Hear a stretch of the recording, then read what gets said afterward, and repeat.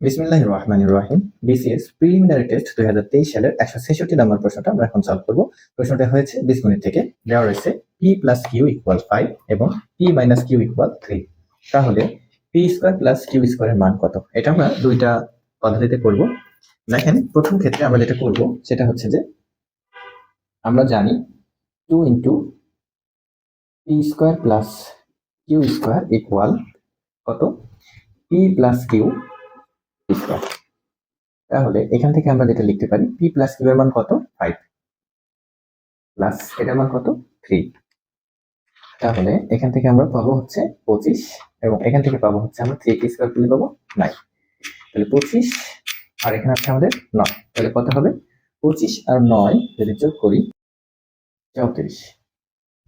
এখন আমাদের এখানে 2 p² + q² কত ছিল? 34। তাহলে আমাদের তো চেয়েছে কি p² + q²। এখন আমরা এই 2 দিয়ে কি করব? ভাগ করে দেব।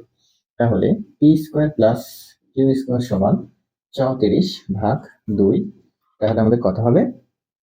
17 দুগুণে 34। ওকে, এইটা আমরা একটা পদ্ধতি দেখলাম। আবার আমরা অপর একটা পদ্ধতি এখানে আমরা দেখব। p এবং q এর মানটা আমরা কিন্তু বের করে নিতে পারি।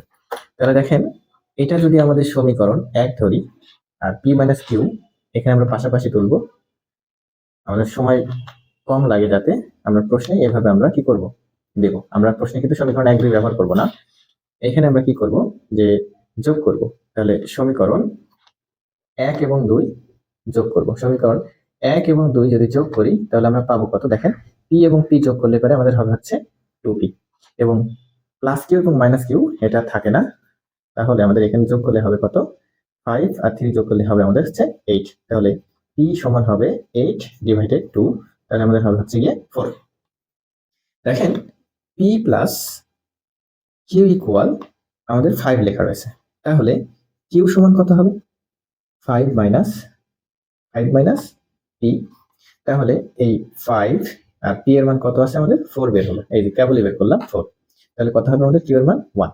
এখন দেখেন আমাদের চেয়েছে কি p² + q²। তাহলে p² + q² সমান p এর মান কত? 4 স্কয়ার, q এর মান কত? 1 স্কয়ার। তাহলে 4 কে স্কয়ার করলে কত হবে আমাদের? 16 এবং 1 কে স্কয়ার করলে হবে আমাদের 1। তাহলে আমাদের যোগফল হবে কত? 17। কেন এই পদ্ধতি করলাম? দেখেন, অনেকের এই চাকরিতে প্রশ্ন সলভ করার সময় আমাদের মাথায় অনেক প্রেসার আসে, তখন আমরা এই সূত্রটা ভুলে যাই। 2 a² + b² এর সূত্র যে a + b তার whole square + a - b whole স্কয়ারের সূত্রটা আমাদের মাথায় মনে থাকে না। এটা যে হয় এটা তখন মাথায় আসে না হুট করে। তো এই কারণে আমরা কি করব? p এবং q এর মান বের করেও কিন্তু এটা বের করতে পারবো। তাহলে তখন আমাদের এক্সট্রা একটা সূত্র মনে রাখা লাগছে না। তো এই টাইপের অঙ্ক যখন আসবে আমাদের কি করব? এই পদ্ধতিটা অ্যাপ্লাই করার চেষ্টা করব এবং এটা অ্যাপ্লাই করার কম চেষ্টা করব। তাহলে আমাদের কি নতুন করে সূত্র মুখস্থ করা লাগবে না। ওকে, আল্লাহ হাফেজ।